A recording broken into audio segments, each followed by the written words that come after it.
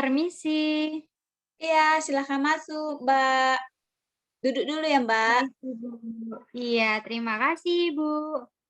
Akhirnya dingin badanku ini. Kenapa, Mbak? Di luar panas ya tadi perjalanannya? Iya, Bu, jalan ke sini tuh udah macet, panas ya minta ampun. Sampai, Bu, tahu nggak aku minum habis 1 botol. Waduh, saking panasnya ya, Mbak. Nggak apa-apa biar sehat juga. Iya, Bu, benar. Oh iya, bagaimana kabarnya ya, Mbak ya? Alhamdulillah, Bu, secara fisik baik, tapi secara pikiran itu bingung. Bingungnya di mana, Mbak? Ini udah sesi konseling keempat kita. Ya, seperti di pertemuan sebelumnya, Bu, saya itu bingung buat itu ngatur gimana ya, kalau pagi kan aku ada kuliah, Bu, biasanya ada meeting sama dosen. Nah, kadang-kadang tuh adek suka ketok-ketok pintu, tiba-tiba panggil, ngajakin main, terus ibu juga kadang-kadang teriak-teriak gitu, manggil nama buat disuruh entah itu apa gitu, Bu. Terus kadang-kadang juga ada tamu, kayak kesel gitu loh, Bu. Kan aku lagi kuliah ya, Bu, ya. Terus ada yang ganggu datang, jadi nggak fokus, akunya itu kayak nggak fokus gitu loh, Bu. Oh, Kesel berarti itu. iya, berarti Mbak Aul kesel banget ya sama kuliah online ini ya. Mengganggu banget, apalagi kondisi di rumah. Ya, Bu, pengen murka aku rasanya. Jangan Mbak Aul, masih panjang perjalanan. Oke, baiklah saya akan mengulas ya Mbak Aul dari konseling sesi 1, sesi 2, dan sesi 3. Dan ini sesi konseling keempat terakhir ya Mbak Aul. Nah, di sesi konseling pertama, Mbak Aul tidak bisa menyeimbangkan antara kuliah online dan pekerjaan rumah. Yang kedua, Mbak Aul telah melakukan penjadwalan, tetapi kita akan mereview penjadwalannya ya. Yang ketiga, juga sesi konselingnya Mbak Aul penggunaan sosial medianya itu jadi berlebihan. Begitu ya Mbak Aul ya? Iya, Bu, benar sekali. Untuk sesi konseling satu itu uh, ketika Mbak Aul sedang kuliah online diganggu oleh adik Mbak atau ibu Mbak atau tetangga Mbak. Dan di sesi konseling kedua tentang penjadwalan nih, gimana? Apakah sampai sekarang masih berjalan atau bagaimana kemajuannya? Sejauh ini, penjadwalan yang Ibu sarankan di pertemuan sebelumnya saya sudah lakukan, namun terkadang itu masih belum bisa stabil gitu loh, Bu, belum bisa konsisten. Kadang-kadang kan ya seperti yang aku bilang, aku nggak bisa kontrol keadaan di rumah kan, Bu. Kadang-kadang kan ya itu adik masuk, ketok-ketok pintu, padahal udah aku kunci, Bu, seperti yang Ibu sarankan gitu, udah aku tutup gitu. Tapi ya ya namanya anak kecil ya, Bu, suka gitu. Apa eh, yang penting Mbak Aul ada melakukan cara yang terbaik dengan penjadwalan itu walaupun belum konsisten ya Mbak ya. Nah, ketika Mbak kuliah online, Mbak juga mengatakan bahwa Mbak bermain sosial medianya jadi enggak ter terminimalisir. Kenapa itu Mbak? Kan Mbak sudah melakukan penjadwalan, kenapa bisa sosial medianya yang tidak bisa dikurangi? Mmm, karena kan gini, Bu, kan aku sudah melakukan seperti yang Ibu saranin, kan cari waktu produktif saya kan, Bu. Nah, di situ kayak jam jam berapa ya aku biasa ngerjain tuh, oh ya jam 8 malam.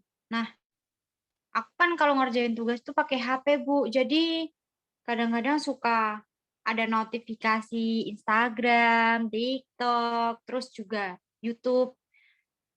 Jadi fokusku tuh keganggu gitu loh, Bu. Terus tiba-tiba lihat media sosial sampai lama gitu.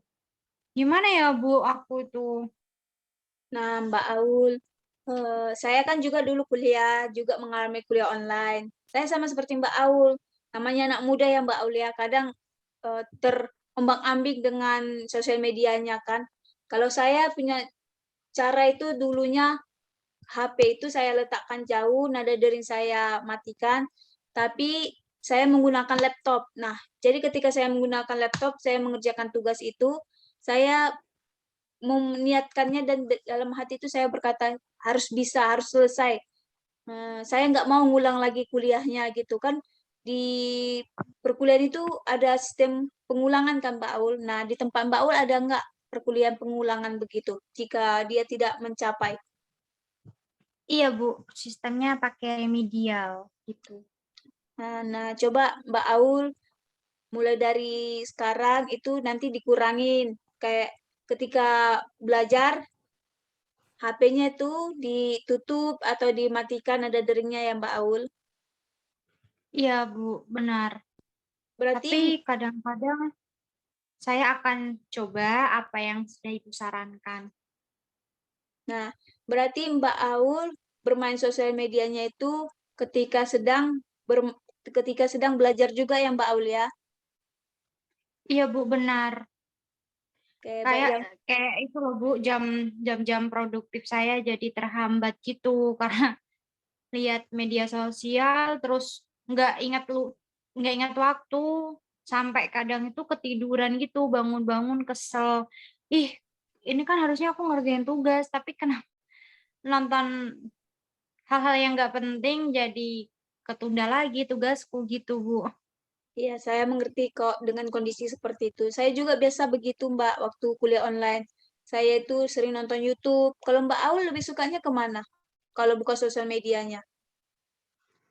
Kalau aku random sih Bu, kadang YouTube, kadang Instagram, kadang TikTok gitu. Ya, nggak apa-apa untuk mencari untuk mencari hiburan ya, Mbak Aul ya. Oke, Mbak Aul, Iya, eh, ketika kuliah pernah mengikuti seminar-seminar begitu nggak? Biar menambah semangat atau wawasan.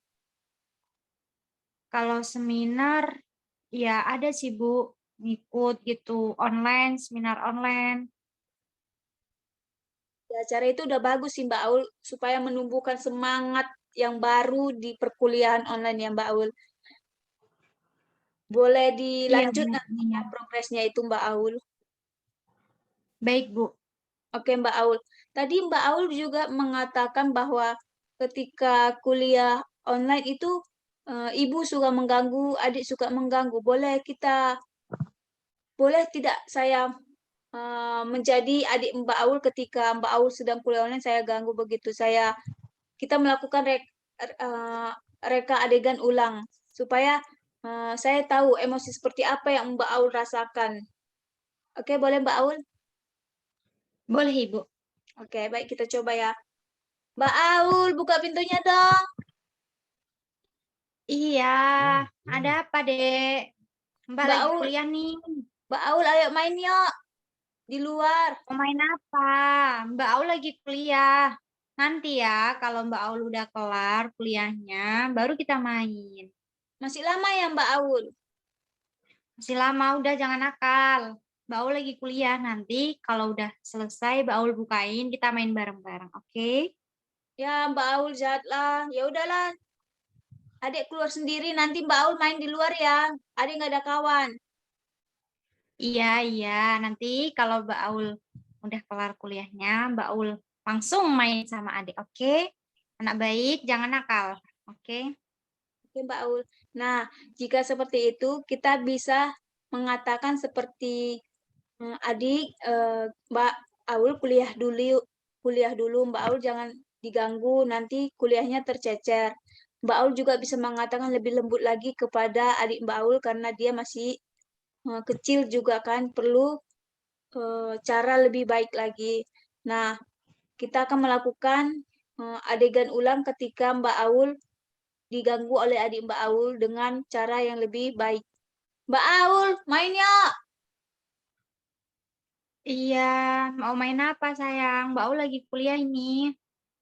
Main di luar. Adik nggak ada kawan nih. Emang kuliah apa sih? Iya, Mbak Aul lagi ada kuliah nanti. Kalau Mbak Aul udah selesai, Mbak Aul susul ya main di luar. Ya udahlah Mbak Aul kalau gitu. Adik keluar ya. Ditunggu. Iya, iya. Iya, nanti Mbak Aul langsung keluar kalau selesai. Oke? Pintar. Oke, Mbak. Nah, cara begini Mbak Aul lebih halus dan lebih lembut sehingga adik Mbak Aul nantinya lebih bisa mendengar Mbak Aul dan tidak mengganggu Mbak Aul lagi dan lebih memahami Mbak Aul. Apakah Mbak Aul memahaminya? Iya, Bu, saya memahami. Berarti saya itu harus bersikap lebih ramah gitu ya, Bu, ke Iya, adik benar. saya. Iya, benar. Mbak Aul sudah menemukan solusi ketika adik Mbak Aul mengganggu Mbak Aul kuliah online. Oke, Oke. ya, saya akan memberi kesimpulan dari konseling satu, konseling 2, dan konseling ketiga, serta ini yang terakhir konseling 4. Nah, di kesimpulannya bahwa Mbak Aul harus lebih memprioritaskan kuliahnya dulu, baru bermain sosial medianya, dan meminimalisirkan sosial medianya. Yang kedua, Mbak Aul lebih ramah atau lebih lembut lagi ketika adik Mbak Aul mengajak bermain itu atau mengganggu Mbak Aul agar adik Mbak Aul itu tidak mengganggu lagi. Yang ketiga, Mbak Aul harus melaksanakan penjadwalan meskipun belum secara teratur tetapi perlahan hasilnya akan kelihatan Mbak Aul. Apakah Mbak Aul bisa menyimpulkan kembali apa yang saya katakan? Iya. Jadi yang pertama, saya itu harus meminimalisir penggunaan media sosial saya. Yang kedua, tadi Ibu bilang saya harus lebih ramah menyikapi adik saya. Yang ketiga, saya lebih konsisten lagi. Seperti itu ya, Ibu? Ya, benar Mbak Aul. Nah, karena sesi konseling kita akan berakhir, apakah Mbak Aul ada yang ingin ditanyakan? Eh, enggak sih, Bu. Saya sudah cukup lega hari ini karena tahu wah, saya harus bersikap seperti apa ke adik saya, terus saya harus bisa lebih kontrol buat main media sosial. Iya, Saya benar. paham. Iya, benar Mbak Aul. Nah, nih dari sesi satu, sesi 2, sesi 3, sesi 4 konseling terakhir ini, hal di mana yang paling menarik menurut Mbak Aul sehingga Mbak Aul senang bisa datang ke konseling? Hal yang mungkin yang membuat aku senang tuh aku dapat feedback yang pertama. Yang kedua, aku jadi tahu harus gimana sih aku nyikapin persoalanku, kebingunganku, seperti itu, Ibu. Oh, begitu Mbak Aul. Berarti Mbak Aul perlu feedback ya Mbak Aul ya, benar ya Mbak Aul? Iya, Bu, benar sekali. Karena kan nggak semua kita cerita ke orang atau ke temen tuh dapat feedback yang seperti yang aku pengen gitu, Bu. Iya, benar Mbak Aul. Kalau begitu sesi konseling ini akan kita akhiri.